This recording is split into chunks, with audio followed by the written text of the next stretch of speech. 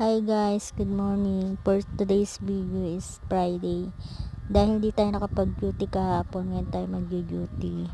Yan, dahil Friday din ngayon, marami ngayon nahihingi ng mga maintenance at syempre mga 4-piece magpapa BP, height and weight sila para sa record para sa 4-piece nila.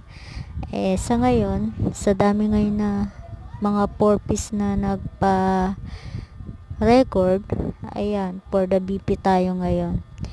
Yung dati na akala mo na mahina ang loob mo dahil hindi ka marunong makiharap sa mga tao. Pero ngayon, ang lakas na ng loob mo na marunong ka na makiharap sa mga tao ngayon.